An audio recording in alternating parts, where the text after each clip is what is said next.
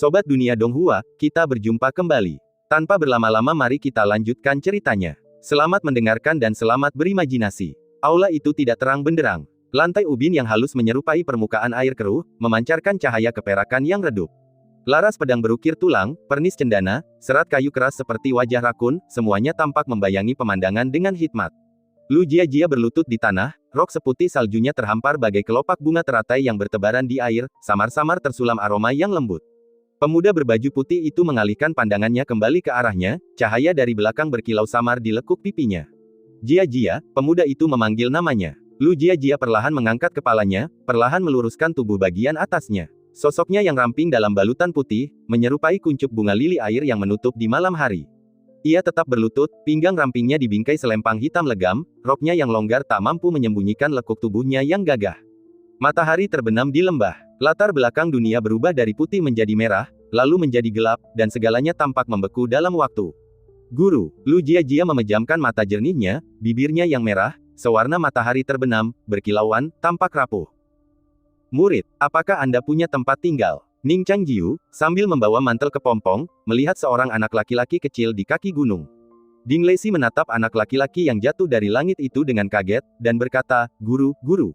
Ning Changjiu bersenandung. Ding Leixi berkata dengan wajah sedih, "Guru, sudah lebih dari 2 bulan, dan Anda belum datang menemui saya.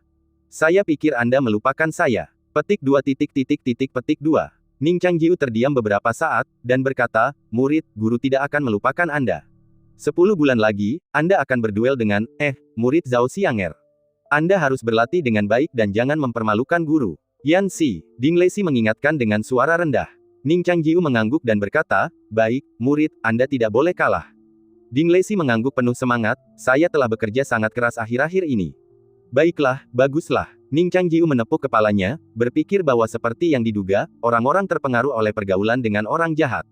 Ia dan Lu Yuanbai baru saja berbicara beberapa patah kata lagi, tetapi nada suaranya sepertinya terpengaruh olehnya.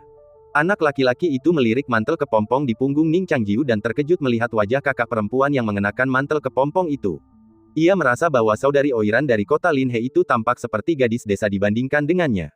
Ding Leixi sangat terkejut dan berkata, "Guru, masalah ini, kakak ipar, tidak, apakah istri guru tahu tentang ini?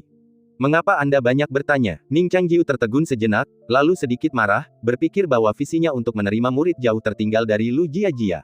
Ia menghela napas, "Di mana Anda tinggal sekarang? Saya ingin bersembunyi." Ding Leixi pernah mendengar panggilan pemimpin sekte itu sebelumnya. Ia merasa bahwa gurunya layak menjadi seorang guru. Kemampuannya untuk menimbulkan masalah memang kelas 1.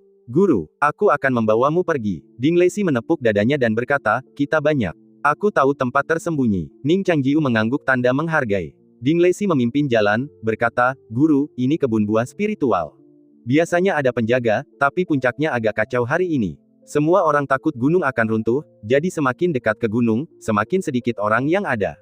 Ada deretan rumah batu di kebun, dan saat ini tidak ada orang di dalamnya." Ning Changjiu mengangguk, menggendong Lu Jia-Jia di punggungnya saat ia berjalan ke sana. Dengan tirai persik yang dijaga di keempat sisinya, sulit baginya untuk melarikan diri keluar puncak. Untungnya, ketiga guru puncak masih cukup setia, dan tidak ada yang datang untuk memburunya. Ia percaya bahwa selama seorang guru dari alam istana ungu tidak muncul, mungkin tidak sulit untuk menundanya. 1 jam lagi, "Guru," Ding Leixi tiba-tiba memanggil. "Ada apa, murid?" tanya Ning Changjiu. "Guru, apakah Anda lupa nama saya?" Ding Leixi tiba-tiba berkata. Petik 2. Ning Changjiu terdiam sejenak. Ding Leixi mendesak kekanak-kanakan dan berkata, "Guru, nama saya Ding Leixi. Leixi berarti orang yang baik hati mencintai gunung dan orang bijak mencintai air." Ning Changjiu mengangguk dengan sungguh-sungguh. "Agak sulit untuk mengingatnya, tetapi saya mengingatnya sekarang." Ding Leixi tersenyum bahagia. Kebahagiaan anak-anak selalu lebih sederhana. Kebun buah spiritual dipenuhi dengan keharuman. Namun, setelah pertempuran besar, cabang-cabang yang dulunya syarat dengan buah spiritual sebagian besar kosong. Sebagian besar buah spiritual berwarna hijau pucat telah jatuh ke tanah, tertutup tanah. Di belakang kebun buah spiritual berdiri deretan rumah batu, tempat peristirahatan bagi mereka yang bertugas menjaga kebun. Ning Changjiu menggendong Lu Jia-Jia di punggungnya ke pintu rumah batu. Seorang pria berpakaian abu-abu berdiri di pintu. Ia tampak tua, punggungnya sedikit bungkuk, dan wajahnya di balik tudung jubah abu-abunya menyerupai buah spiritual yang perlahan membusuk di lumpur. Ia mengangkat kepalanya dan menatap Ning Changjiu.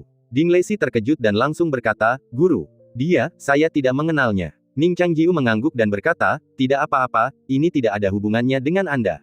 Pria berbaju abu-abu itu berkata, apakah Anda Ning Changjiu? Ning Changjiu menghela napas, apakah saya telah mengusik generasi tua Yujian Tianzong? Mengapa kalian, orang-orang tua, mengganggu murid biasa seperti saya? Pria berbaju abu-abu itu berkata, serahkan sutra pedang Tianyu, dan saya bisa mengampuni kalian. Ning Changjiu berkata, ranah senior itu tak terduga, saya bukan tandingannya.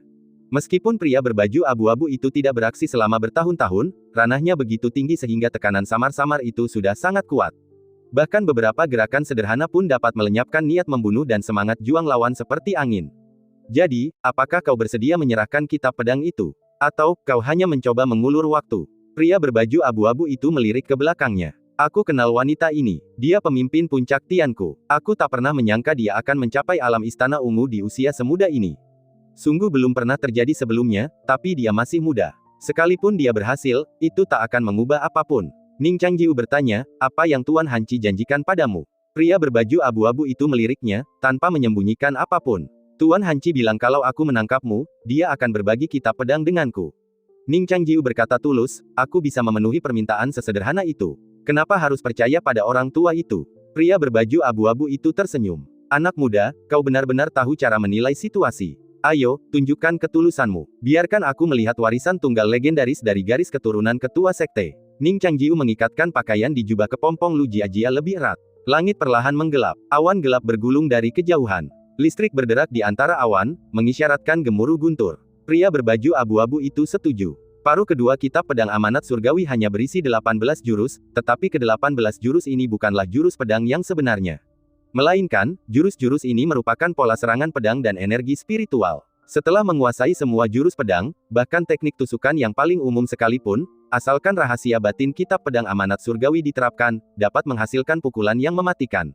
Agar seorang kultivator dapat menghindari pedang, indera atau kesadaran spiritualnya harus mampu mendeteksi bahaya dan melihat arah serangan lawan.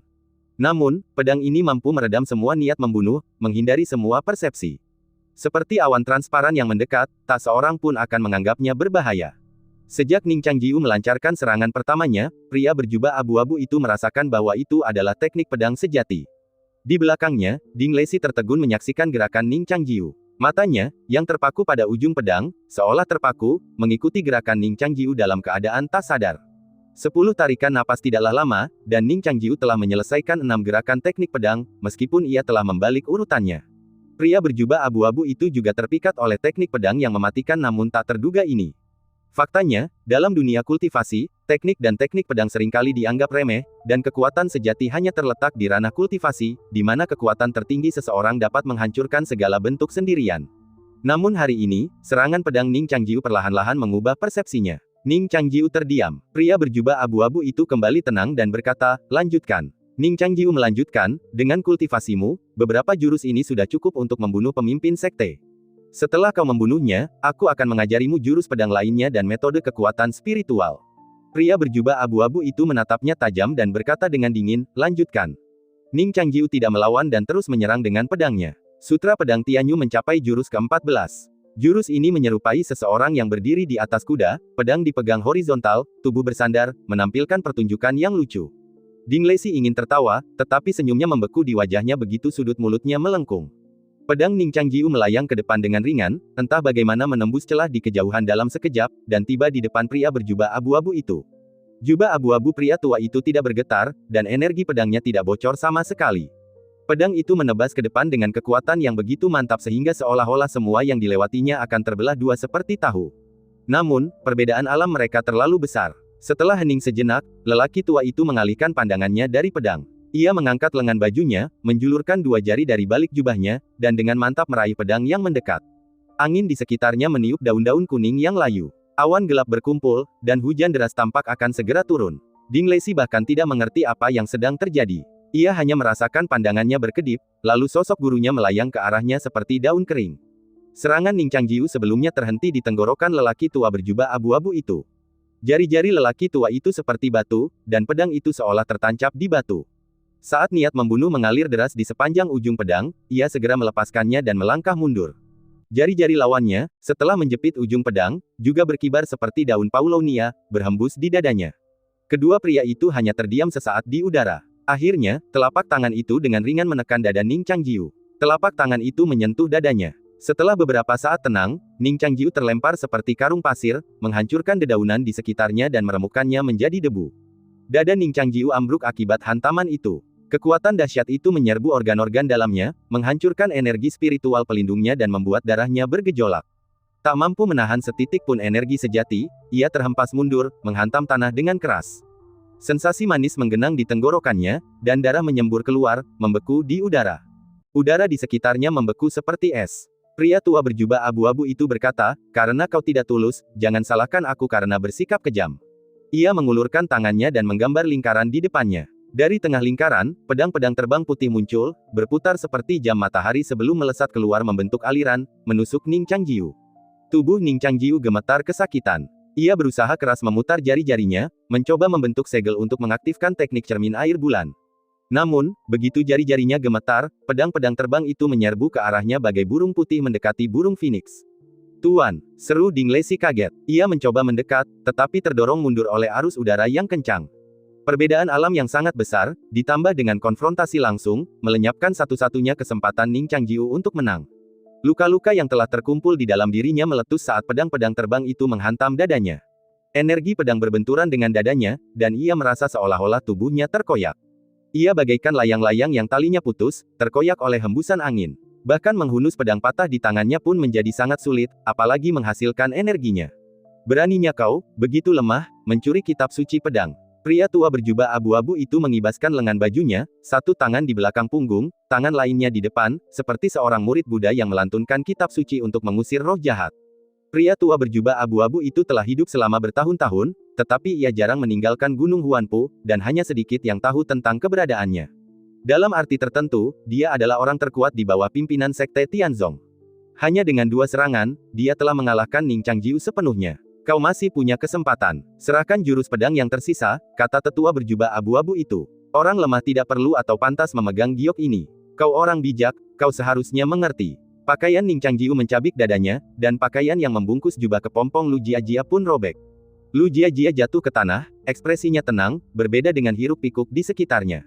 Awan gelap berkumpul di langit, menebal seperti bubur abu-abu tebal. Di bawah bubur itu terdapat kilat cair, siap menyerbu seperti pasukan perkasa saat awan meledak. Ning Changjiu tahu bahwa jika dia benar-benar melepaskan 18 jurus pedang, dia akan benar-benar hancur. Memegang giok ini, meskipun berbahaya, setidaknya akan mencegah lawan melakukan gerakan nekat. Ning Changjiu berjuang untuk berdiri dan memegang pedang patah itu secara horizontal. Tatapan tetua berjubah abu-abu itu semakin dingin. "Karena kau tidak mau menyerahkannya, aku akan mengambilnya sendiri." Jari-jari lelaki tua itu terentang seperti kait elang. Posisi pedang Ning Changjiu hampir tidak memberikan perlawanan. Sosok lelaki tua itu tiba dalam sekejap, hendak mengenai kepalanya. Ning Changjiu mengangkat kepalanya, tidak menghindar maupun menghindar. Pupil matanya berubah menjadi keemasan. Warna keemasan itu menerangi wajah lelaki tua di balik tudungnya dengan jelas. Ia dapat dengan jelas melihat bahwa pupil mata pemuda itu telah menghilang, dan semua bagian putih matanya terbuat dari untaian benang emas yang tak terhitung jumlahnya. Benang-benang emas itu seperti pembuluh darah, dan juga seperti daratan yang terbentang. Matanya begitu dalam sehingga seolah menyembunyikan kerajaan emas. Lelaki tua berbaju abu-abu itu tertegun sejenak. Pedang patah Ning Changjiu menusuk dada kedua pria itu. Sepotong pakaian abu-abunya robek, dan ada darah di pakaian itu. Luka ini bahkan tidak bisa membuat lelaki tua berbaju abu-abu itu mengerang kesakitan. Dia hanya mengerutkan kening, lalu menyimpulkan bahwa sepasang pupil emas yang tampak mengintimidasi ini hanyalah gertakan. Jari-jarinya terjulur, mencakar leher Ning Changjiu. Detik berikutnya, penglihatan lelaki tua itu menghitam, dan darah merembes dari pupilnya. Lingkungan yang remang-remang tiba-tiba menjadi jauh lebih terang. Sesaat sebelum kehilangan penglihatannya, lelaki tua itu samar-samar melihat seekor gagak emas terbang dari matanya saat ia dan Ning Changjiu bertatapan. Gagak itu berubah menjadi anak panah emas, menembus pupilnya. Kemudian, rasa sakit yang menusuk menghancurkan pupilnya, meninggalkan 2 lubang berdarah di rongga matanya. Tudung kepalanya tertiup ke belakang, memperlihatkan kepalanya yang botak. Ini adalah pukulan terparah yang pernah dialami lelaki tua itu. Ia mengulurkan tangan, mencoba meraih roh bawaan emas itu, tetapi jari-jarinya, yang diselimuti cahaya keemasan, tidak menemukan apapun. Roh bawaan itu bisa lolos, tetapi Ning Changjiu tidak bisa lagi bergerak. Ia meraung kesakitan, kesadarannya meluas. Bahkan dalam keadaan buta, segala sesuatu di sekitarnya terpantul jelas di lautan kesadarannya. Sosok Ning Changjiu yang menjauh dengan cepat terhimpit. Tangan-tangan layu mencengkeram lehernya. Leher Ning Changjiu langsung menegang, setiap uratnya mengeras seperti baja. Kaki Ning Changjiu terangkat dari tanah, dan lelaki tua berjubah abu-abu itu mengangkatnya. Tubuhnya benar-benar terkuras abis, tak mampu lagi melakukan sihir Tao. Hanya naluri bertahan hidup yang memaksanya menyalurkan seluruh tenaganya ke leher, melawan dengan putus asa. Cahaya keemasan di pupil matanya perlahan meredup, dan di dalam pupilnya yang gelap, ia melihat wajah iblis lelaki tua berjubah abu-abu itu. Ia meraih lengan lelaki tua itu, tetapi tak bisa lepas. Ia berusaha mengangkat tangan yang memegang pedang patah dan menusukkannya ke leher lelaki tua itu, tetapi kulit lelaki tua itu seperti sisik ular piton yang keras, mustahil ditusuk.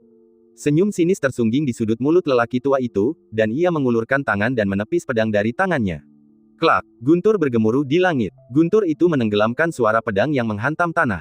Tidak, pedang itu bahkan belum menyentuh tanah. Kemudian, alarm mengerikan meletus dari kesadarannya. Ning Changjiu merasa adegan ini familiar, tetapi pikirannya kabur dan ia tak dapat mengingatnya. Tangan lelaki tua itu mengendur. Tangan yang menjepit leher Ning Changjiu patah di pergelangan tangan. Angin dingin terasa suram. Lu Jiajia menangkap pedang patah yang hendak jatuh ke tanah. Pakaian putihnya agak tipis, alisnya agak dingin, dan rambut hitamnya yang menari liar lebih ganas daripada awan petir di langit. Saat ini, ia bukanlah peri yang diusir dari 9 surga, melainkan seorang pejabat wanita yang dingin dan cantik yang datang dari dunia bawah. Lu Jiajia, kata-kata lelaki tua berpakaian abu-abu itu dihancurkan oleh guntur. Saat Lu Jiajia membunuh iblis batiniah dan muncul, kesengsaraan guntur telah tiba. Debu dan dedaunan gugur di tanah, kabut dan kilat di udara, awan gelap dan guntur di angkasa, semua yang terlihat, saat Lu Jiajia keluar dari kepompong, semuanya diselimuti energi pedang bagai embun beku, seolah seluruh dunia adalah wilayah pedang yang ia ciptakan begitu saja, dan semua aliran kehidupan antara langit dan bumi adalah jurus pedang yang ia buat hanya dengan lambaian tangannya. Pria tua berpakaian abu-abu itu langsung merasa seluruh dunia adalah musuhnya. Energi pedang tipis menyapu sisi Lu Jiajia seperti busur lingkaran, mengangkat rerumputan patah dan daun-daun kering yang tak terhitung jumlahnya dengan desiran. Terbungkus energi pedang tak terbatas, ia menebas sesepuh berjubah abu-abu itu. Sesepuh berjubah abu-abu itu tak mengerti. Sehebat apapun Lu Jiajia, ia hanyalah seorang kultivator yang baru saja mencapai umur panjang dan memasuki istana ungu. Bagaimana mungkin ia memiliki kekuatan pedang yang mampu menelan langit dan bumi? Lautan energi sesepuh berjubah abu-abu itu melonjak. Selama bertahun-tahun mengasingkan diri dan terkurung di Aula Master Sekte, ia juga telah mengumpulkan energi spiritual yang tak terhitung jumlahnya. Ia juga telah membaca hampir semua kitab suci paling mendalam di Aula Master Sekte. Saat itu, tubuhnya terasa seperti lautan yang bergelora, pembelajaran seumur hidup mengalir deras di tulang punggungnya. Di antaranya adalah teknik pedang Sekte Tian, teknik formasi Sekte Dao, rahasia surgawi Sekte Xuan, dan Vajra Indestructibility Sekte Huang. Segudang metode tersebut menyerupai ratusan tugu tinggi yang menjulang dari laut, membingkai sosok tetua berjubah abu-abu yang menjulang tinggi dan mengesankan. Mengingat levelnya, jika ia tidak berniat menangkap pemuda itu hidup-hidup, mengapa ia harus disergap dan dibutakan? Kekuatan pedang Lu Jiajia yang tak terhentikan juga terhalang oleh lautan sihir Tao yang luas ini.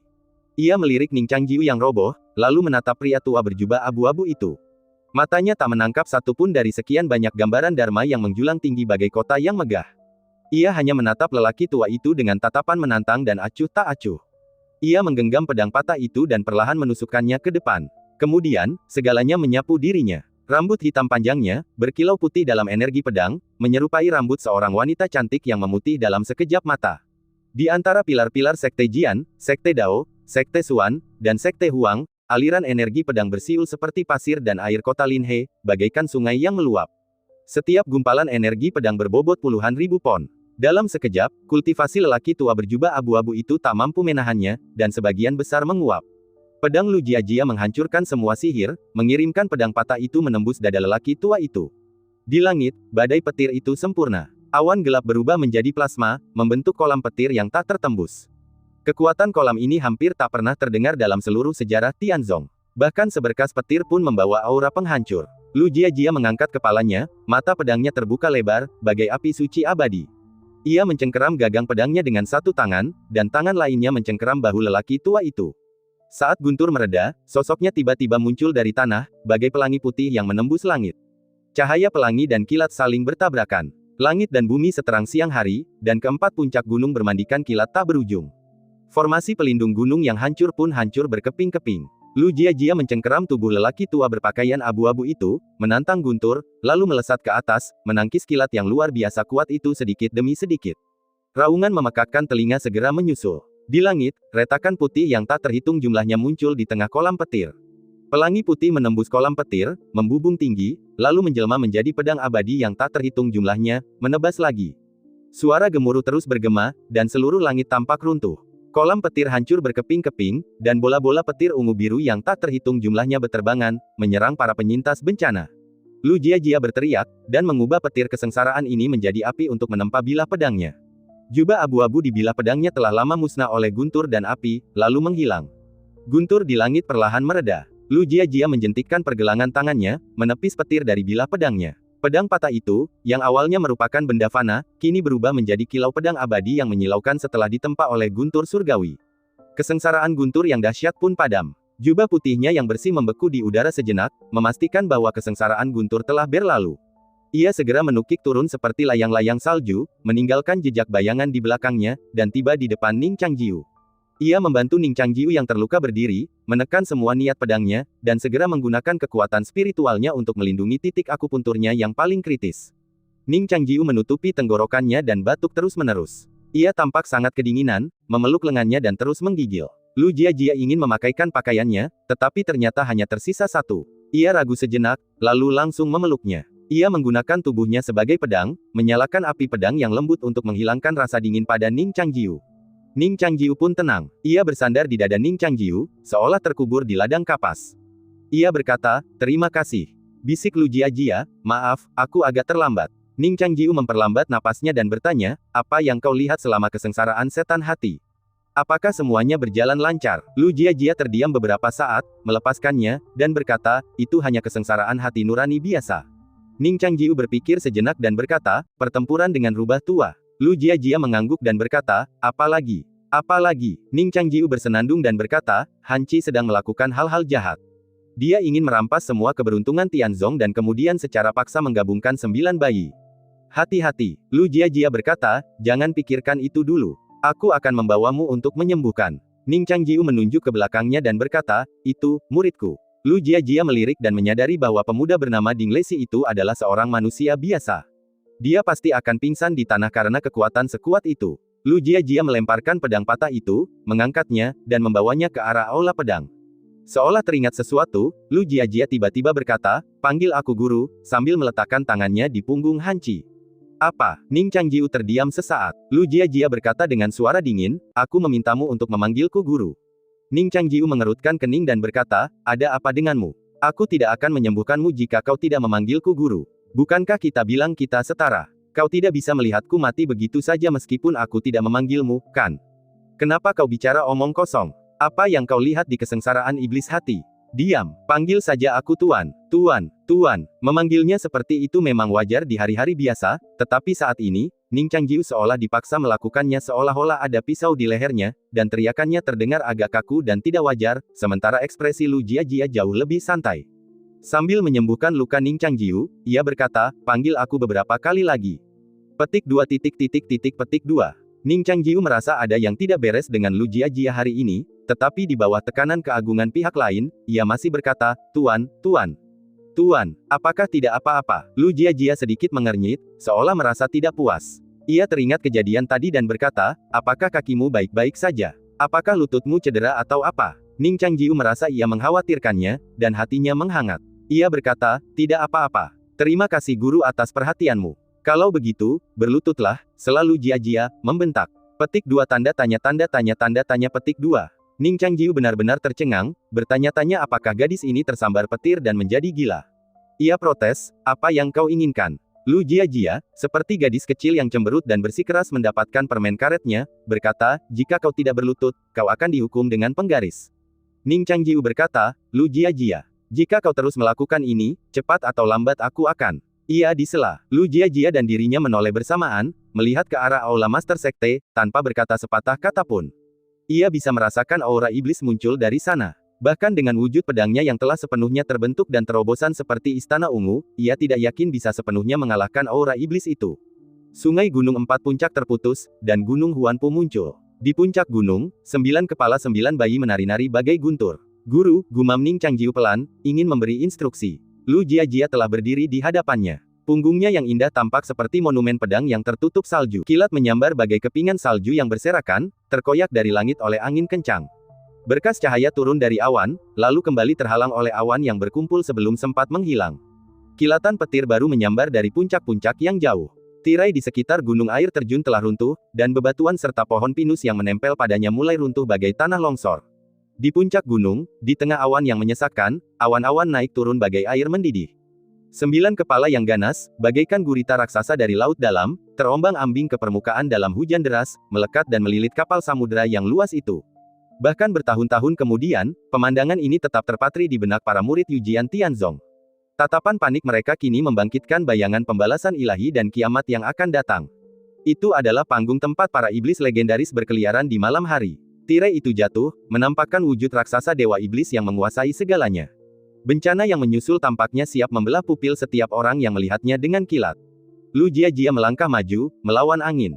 Ning Changjiu juga berjuang untuk berdiri. Ia meraba pinggangnya. Selain ranting besi kering dan keras yang tak dapat diresapi energi spiritual, ia tak memiliki senjata apapun.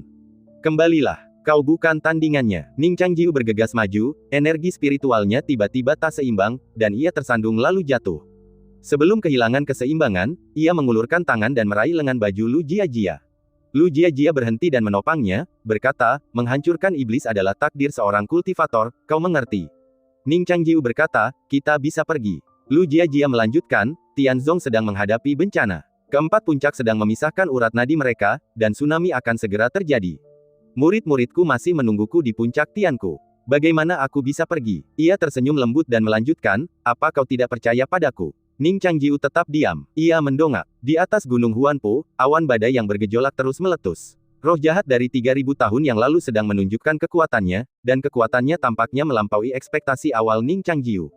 Bahkan Lu Jiajia, yang sekarang berada dalam wujudnya yang sekarang, tidak yakin bisa mengalahkannya. Lu Jiajia perlahan menarik lengan bajunya dan berkata, apakah kau selalu meminta pendapatku saat mengambil keputusan? Ning Changjiu tetap diam. Ia teringat saat Lu Jiajia menyelamatkannya. Tiba-tiba terasa seperti semacam balasan. Setelah semuanya terbayar, jarak di antara mereka akan seperti dua perahu teratai yang hanyut diterjang ombak. Ia tidak menyukai perasaan ini. Aku akan pergi denganmu, kata Ning Changjiu. Apakah kau takut aku terlalu kuat untuk ditangani Jiuying, jadi kau ingin membuatku kesulitan? Lu Jiajia tersenyum tipis, meletakkan tangannya di bahunya, dan berpesan, jaga Xiaoling dan yang lainnya sampai aku kembali. Ning Changjiu memejamkan mata, menundukkan kepala, dan mendesah, kalau begitu kau harus kembali. Sekarang kekuatan spiritual dan keberuntungan seluruh Tianzong hampir terkuras habis. Ini adalah ketidakcocokan alami bagimu, jadi berhati-hatilah. Keberuntungan. Lu Jiajia mengangguk pelan. Setiap sekte memiliki metode mental unik yang berlaku untuk semuanya, seperti Sutra Hati dari paru pertama Sutra Pedang Tianyu dari Yujian Tianzong dan Zitian Dao Jue dari Sekte Zitian Dao. Setiap orang di sekte mengolah metode mental kunci ini. Ketika mereka bersatu, mereka membentuk keberuntungan, yang samar namun nyata.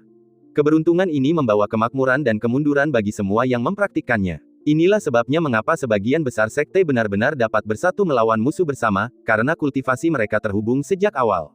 Hubungan ini tidak dapat diputuskan kecuali seseorang meninggalkan pengadilan ungu dan naik ke 5 jalan. Oleh karena itu, Master Han Qi, dengan menggunakan kekuatannya sebagai pemimpin sekte, secara paksa merampas keberuntungan dari 4 puncak. Hampir semua orang di sekte tersebut jatuh setidaknya satu alam kecil. Meskipun Master Han Qi menderita beberapa kerugian, keberuntungan seluruh puncak dengan mudah menutupi kekurangannya.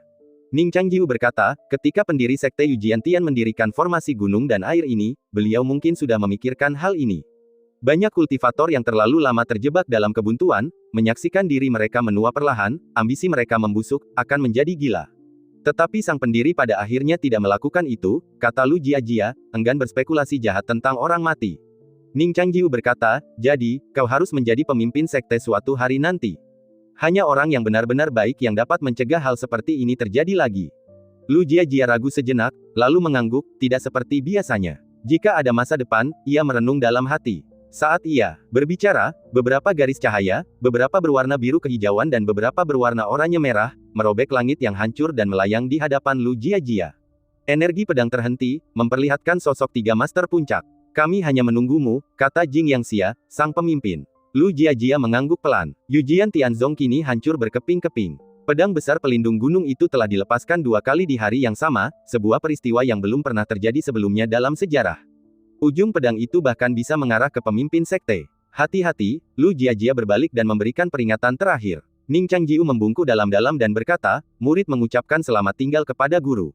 Kata-kata ini bergema di hati Lu Jiajia, menimbulkan riak ambigu. Ia menghapus sejenak riak kecil di hati Taoisnya dan mengayunkan pedangnya ke depan. 4 pedang abadi bertemu, berkumpul di udara. Energi pedang memadat seperti pasir halus. Pedang utama melingkar seperti naga kuno, energi pedangnya terjalin seperti ular. Aura pedang kuno yang luas memenuhi separuh langit, bahkan membuat aula utama tampak jauh lebih kecil. Saat keempat master puncak menghilang, Ning Changjiu tak kuasa menahan diri untuk melangkah maju. Kakinya terasa seperti menginjak udara kosong, dan ia sedikit tersandung. Ia menopang dirinya dengan satu tangan dan menegakkan tubuhnya, tetapi rasa hampa menyelimutinya. Ia menggeser kakinya dan tiba-tiba menyadari bahwa ia telah membengkokkan sekuntum bunga liar yang rapuh. Bunga itu selamat dari kehancuran akibat guntur dan kilat, serta energi pedang yang dahsyat, dan secara ajaib selamat, hanya untuk dipatahkan oleh kaki manusia yang ceroboh. Ning Changjiu memandangi bunga itu, berjongkok untuk meluruskannya, tetapi tangkainya yang rapuh sudah patah dan masih terkulai.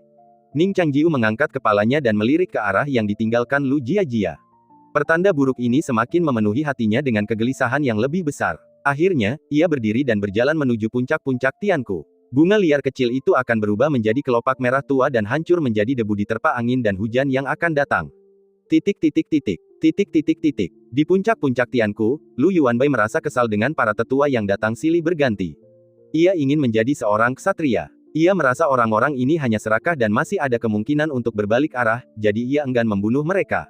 Ketika ia hendak menyerahkan pedangnya dan ingin bersembunyi dari sorotan, ia melihat tubuh seorang tetua tergeletak di tanah. Luka di tubuhnya berasal dari punggung, menusuk jantung secara langsung. Lu Yuanbai mendongak kaget dan bertemu pandang dengan seorang gadis muda. Ning Xiaoling sedang memegang pedang, darah menetes dari bilahnya. Wajahnya dingin dan jijik. Bau darah yang menyengat membuatnya ingin muntah. Lu Yuanbai sempat berilusi sejenak, orang yang berdiri di depannya tampak seperti bayangan Lu Jiajia semasa muda. Ini bukan pertama kalinya Ning Xiaoling membunuh seseorang, tetapi ia tetap membenci perasaan itu. Tangannya gemetar tak terkendali, amarah dan rasa jijik membuncah dalam dirinya. Ia memelototi orang-orang di sekitarnya, bingung, bertanya-tanya bagaimana mereka, setelah bertahun-tahun berkultivasi, masih bisa begitu bodoh. Banyak orang di pengepungan menghentikan pedang mereka dan mundur, menatap wanita muda itu, sambil berkata, beraninya kau membunuh. Ning Xiaoling mendongak tanpa ekspresi. Yazu bergegas ke belakangnya, meraih pergelangan tangannya, dan berkata, saudara-saudara, saling membunuh akan menyebabkan kerasukan setan. Ning Xiaoling tetap diam. Yazu menghela napas dan berkata, mari kita tunggu guru kembali sebelum kita membuat keputusan. Sebelum ia sempat menyelesaikan kata-katanya, kilatan cahaya putih melintas, dan sebuah lubang berdarah muncul di tenggorokan pria yang berbicara sebelumnya. Matanya melebar, dan sebelum ia sempat bereaksi, ia jatuh ke tanah, bersama dengan pedang terbang di bawah kakinya. Beberapa dari mereka menoleh, melihat ke arah pedang yang menusuk itu. Jubah putih Ning Changjiu compang camping, bernoda abu dari badai. Ia memegang pedang terbang berlumuran darah yang diambilnya secara acak di antara jari-jarinya, dan tidak ada seorang pun di belakangnya. Ia menatap Ning Xiaoling dan berkata, adik perempuan, hal seperti ini seharusnya tidak kau lakukan.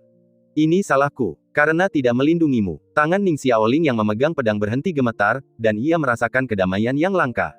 Niat membunuh yang dingin di tubuhnya dengan cepat menghilang, seolah-olah tidak pernah muncul. Ia berjalan ke sisi kakakku, menatap wajahnya, dan berkata, apakah kakakku baik-baik saja? Di mana guru? Ning Changjiu berkata, guru akan segera kembali. Ning Xiaoling tiba-tiba menjelaskan, aku tidak membunuh orang tak bersalah. Aku tahu. Ning Changjiu mengusap kepalanya dan menatap mayat di tanah. Ia melirik luka pedang dan berkata, ilmu pedang yang bagus. Kemudian, ia melihat musuh-musuh di sekitarnya yang menghadapi musuh yang tangguh dan berkata, kakak senior akan mengajarimu jurus pedang lainnya. Ning Xiaoling berkata dengan cemas, kakak senior, jangan memaksakan diri. Yazu menatapnya dengan gugup dan berkata, 4 puncak sudah kacau balau hari ini, jangan membuatnya semakin kacau. Ning Changjiu berkata dengan tenang, bukankah akan tenang setelah orang-orang mati? Setelah mengatakan itu, ia membungkuk dan tak kuasa menahan batuknya. Ia menutup mulutnya dengan tangan, dan ketika dilepaskan, telapak tangannya berlumuran darah. Ning Xiaoling meraih tangannya dan berkata, kakak senior, biarkan aku yang melakukannya. Ning Changjiu memegang dadanya dan menggelengkan kepalanya pelan. Banyak orang di sekitar Ning Changjiu sudah mempertimbangkan untuk mundur, tetapi yang lain berbisik, dia terluka parah, tapi dia hanya bermain aman. Apa yang bisa dilakukan orang sekuat dia di bawah Istana Ungu? Tapi dia mencuri kitab suci pedang mandat surgawi. Kitab suci pedang dan orang itu saling melengkapi, dan sekarang dia. Diskusi itu terputus dengan paksa. Ning Changjiu mengambil pedang dari tangan Ning Xiaoling dan melangkah maju. Pinjamkan aku pedang, katanya, berkomunikasi dengan roh kitab suci pedang melalui pikirannya. Tidak, kata roh kitab suci pedang dengan marah, jika aku meminjamkan pedangku, kultivasiku sendiri akan terganggu, dan apa yang akan kau berikan sebagai kompensasi? Ning Changjiu tetap diam, mendesak gagak emas untuk turun ke Laut Qi dan menatap roh kitab suci pedang. Roh kitab suci pedang memiliki rasa takut bawaan terhadap gagak emas. Setelah berpandangan sejenak, roh kitab suci pedang mengangkat rambutnya untuk melindungi matanya dan berkompromi, baiklah, satu pedang saja. Tidak lebih. Pupil mata Ning Changjiu, yang berkilauan dengan cahaya keemasan, tiba-tiba membesar seperti orang mati. Pedang itu tidak mengarah ke siapapun, tetapi niat membunuh yang samar melonjak di hati semua orang. Bahkan jantung Ning Xiaoling berdebar kencang, ia merasa kakak seniornya saat itu menakutkan sekaligus asing. Ning Changjiu, jubahnya berkibar, melangkah maju. Satu langkah, dua langkah. Sambil berjalan, ia memegangi dadanya dan batuk tanpa henti, seperti seorang pendekar pedang yang telah melakukan perjalanan jauh dan masuk angin. Lu Yuanbai memperhatikan punggungnya dan mendesah, bertanya-tanya mengapa pemandangan ini terasa familiar. Ini bukan niat membunuh, ini jelas merupakan hubungan cinta yang masih terpendam.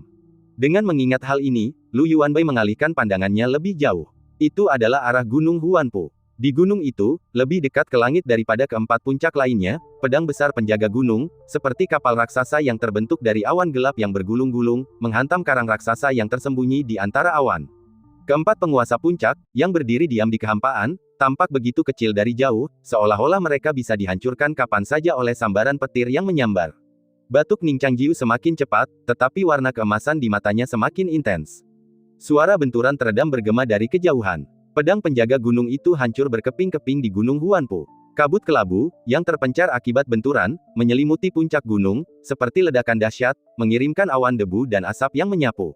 Di puncak Tianku, dengungan pedang dan batuk Ning Changjiu juga tertelan. Ketika asap menghilang, Ning Changjiu menyeka darah hitam dari sudut mulutnya. Ia terus terbatuk, tetapi pupil matanya yang sayu telah kembali fokus. Pedangnya, yang telah ternoda merah tua oleh darah, kini berserakan di tanah. Pemandangan itu mengerikan, mayat-mayat berserakan di mana-mana. Banyak orang tewas tanpa bereaksi sedikit pun. Buku panduan pedang ini, yang ditemukan oleh sang pendiri di kedalaman alam liar selatan, adalah artefak sejati pendiri Yujian Tianzong. Ning Xiaoling melangkah melewati mayat-mayat itu dan berjalan mendekat. Ia mengangkat kepalanya dan menatap lurus ke depan, tanpa rasa takut sama sekali. Ia berjalan menghampiri kakak seniornya, menghunus pedang dari pinggangnya, lalu menggenggam tangan kakak seniornya, mengangkat pedang di tangannya, menyelaraskan sarungnya dengan bilah pedang, dan menusukkannya ke depan. Setelah pedang tersarungkan, tubuh Ning Changjiu ambruk dan ia pun ambruk. Ning Xiaoling menopangnya, menggendongnya di punggungnya, dan dengan susah payah, ia berjalan menuju puncak bagian dalam. Pemandangan itu agak lucu, tetapi tempat itu benar-benar sunyi. Para tetua pembunuh yang terluka belum sepenuhnya mati. Sekuat apapun serangan pedang Ning Changjiu, ia dibatasi oleh kekuatannya saat ini dan tidak dapat membunuh mereka semua. Namun, mereka tidak bergerak lebih jauh. Semakin banyak murid dari puncak Tianku muncul dari puncak bagian dalam. Mereka memberi jalan bagi kedua bersaudara itu. Murid laki-laki, dipimpin oleh Nan Cheng, dan murid perempuan, dipimpin oleh Le Rou, menghunus pedang mereka, membentuk dinding manusia di depan mereka. Lu Yuanbai juga menghunus pedangnya. Ia mengusap dahinya, merasakan debaran jantung pedangnya yang pelan, tak mampu tenang.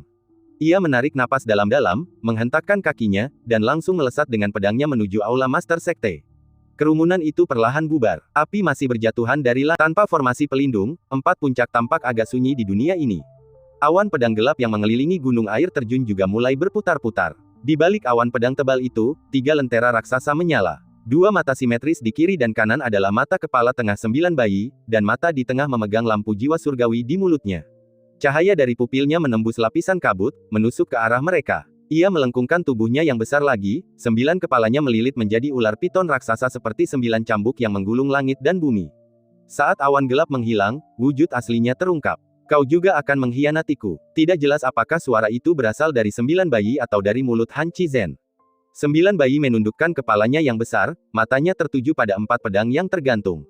Tubuhnya yang kurus diselimuti aura kematian. Sue Sungsue dan Sue Lin, saudara kandung itu, tetap diam. Pedang pelindung gunung menghilang, namun mereka tidak menimbulkan satupun luka nyata pada 9 bayi. Ini juga terkait dengan menurunnya peruntungan Tianzong saat ini.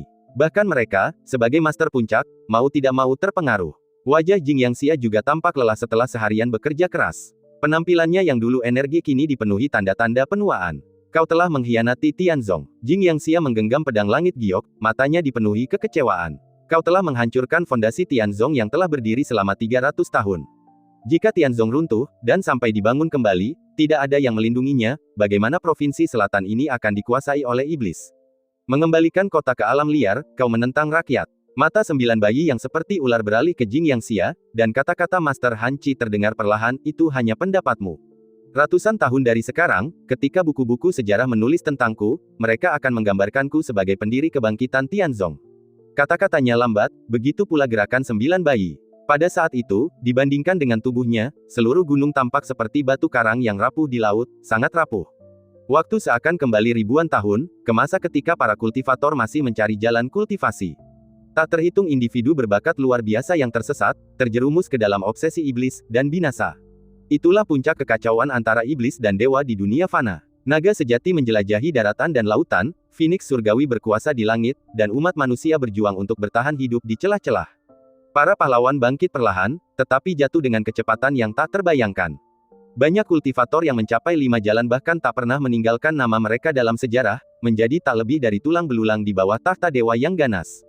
Betapa putus asanya umat manusia saat itu, menghadapi monster yang begitu menjulang.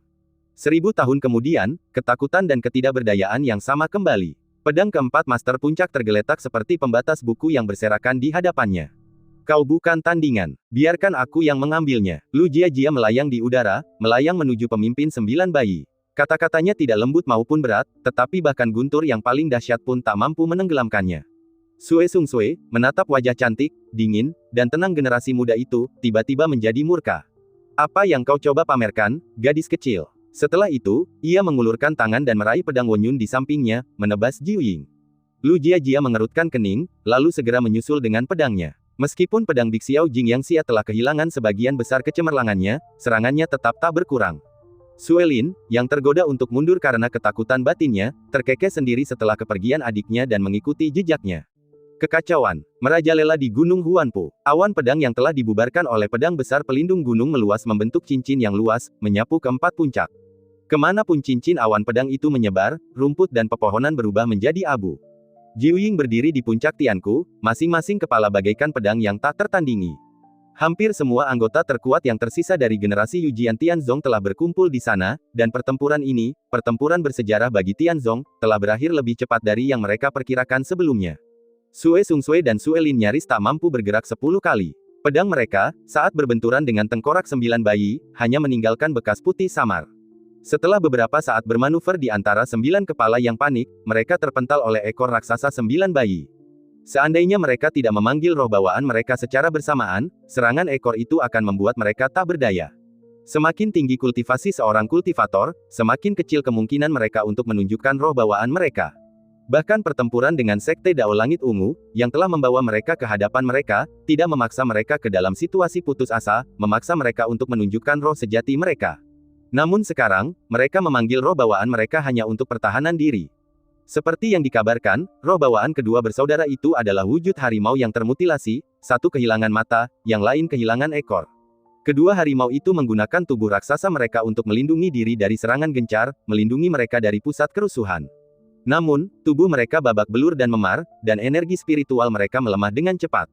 Namun, Jing Yang Xia berada di level tertinggi. Meskipun pedangnya mampu mengiris sisik 9 bayi, meninggalkan luka yang kentara, pedang itu tidak mampu memenggal kepala mereka, menjadikannya setetes air dalam ember. Master Han Qi tidak menunjukkan belas kasihan kepada tetua generasinya ini. Setelah Sue Sung Sue dan Suelin mundur sementara, kedua kepala 9 bayi, bagaikan dua pedang tajam, menerjang Jing Yang Xia. Serangan gegabah Jing Yang Xia yang awalnya nekat terpaksa mengambil posisi bertahan. Kepala-kepala raksasa yang ganas itu berjatuhan bagai batu besar, dan setiap kali berbenturan, pedang langit giok meredup. Di tengah bunyi gedebuk dan gedebuk, ia terdorong mundur, telinganya meratap, mungkin berhalusinasi, karena setiap kepala yang menyerang mengeluarkan suara yang menakutkan. Aku sudah tidak minum darah selama ribuan tahun. Sepertinya ada tumor di otakku. Ah, selir-selir ayahku dulu begitu rapuh dan lembut. Aku tidak akan pernah melupakan darah mereka. Sekarang zaman apa? Entahlah. Lagi pula, manusia bersenjata ini masih sangat rentan. Hah, wanita berbaju putih ini sepertinya cukup baik. Aku penasaran, apakah darahnya terasa enak? Tunggu sebentar, apa kau menyadari dia agak mirip wanita itu? Wanita itu, mustahil. 9 kepala meledak sekaligus, dan kata-kata berisik yang tak terhitung jumlahnya berdengung seperti pertengkaran antar tikus. Kata-kata ini sampai ke telinga Jing Yangxia, dan ia merasa otaknya akan meledak. Kau begitu ketakutan sampai-sampai mengira wanita berbaju putih itu dia. Wanita itu sudah lama mati. Xuan Fu Tianjun membunuhnya dan suaminya. Ya, dia sudah lama mati. Orang-orang seperti itu juga mati. Ya, mereka semua mati. Siapa di masa depan yang bisa menghentikan kita? Sebelum ia mengenal penguasa kerajaan ilahi, ia berasumsi bahwa dengan kematian para dewa utama, para dewa yang lebih rendah akan menjadi generasi baru para dewa utama. 9 bayi meraung, kesadarannya hancur, bahkan mengalahkan kendali Han Qi Zhenren saat itu.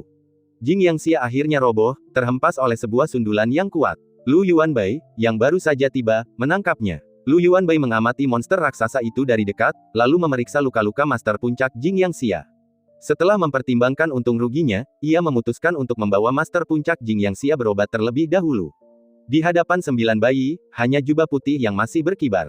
9 kepala 9 bayi terus berceloteh, dengan cepat berubah menjadi raungan. Bunuh dia, bunuh dia. Semua wanita berbaju putih pantas mati. Akan kucabik dagingnya dan ku minum darahnya. Bunuh dia, bunuh dia. Tanpa ada seorang kultivator pun yang menghalangi, 9 kepala 9 bayi itu berkumpul di Lu Jiajia. Kabut kelabu di atas gunung Huanpu belum sepenuhnya menghilang, dan 9 kepala 9 bayi itu menyerupai 9 jembatan raksasa yang membentang di langit di tengah kabut.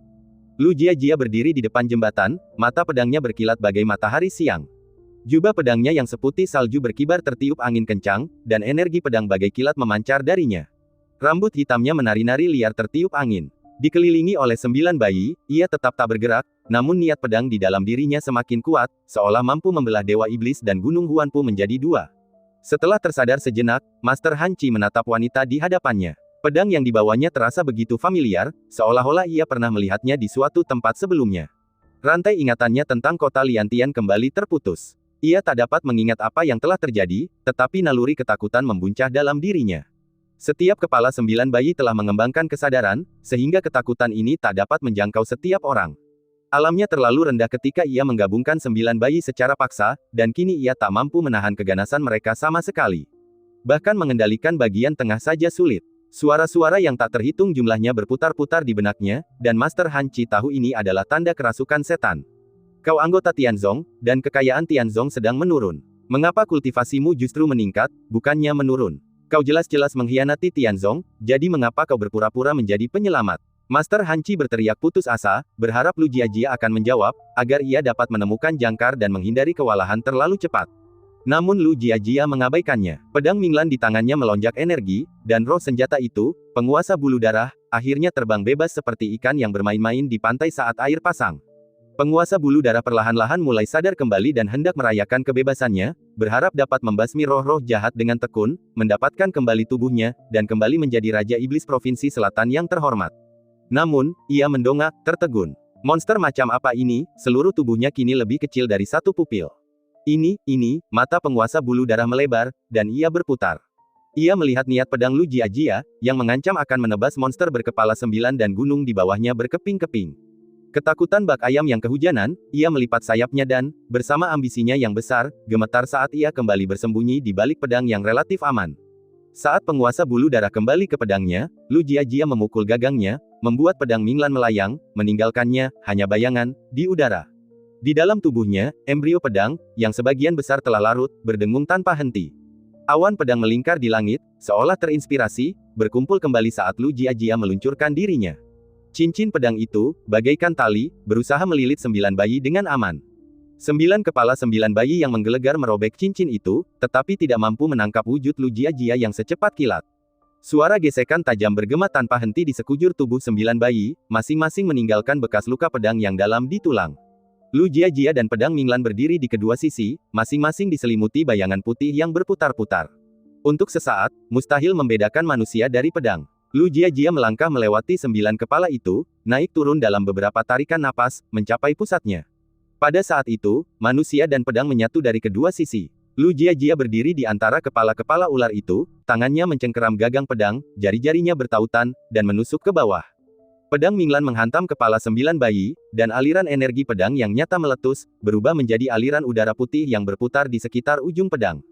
9 bayi itu meraung kesakitan. Bunuh dia, bunuh dia. Semua tengkorak meraung serempak, raungan yang memekakkan telinga. 9 bayi tidak memiliki cakar, tetapi keempat kepala di kedua sisi tubuhnya melengkung saat ini, seperti sepasang pedang pendek bercakar 4 yang menancap dengan kekuatan berkilauan. Melepaskan kekuatan mereka, mereka tak terhancurkan, mencabik kepala musuh seperti tanah yang membusuk.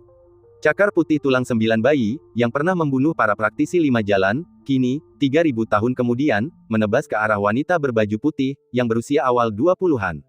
Dan cerita pun berakhir, nantikan cerita selanjutnya. Terima kasih telah mendengar.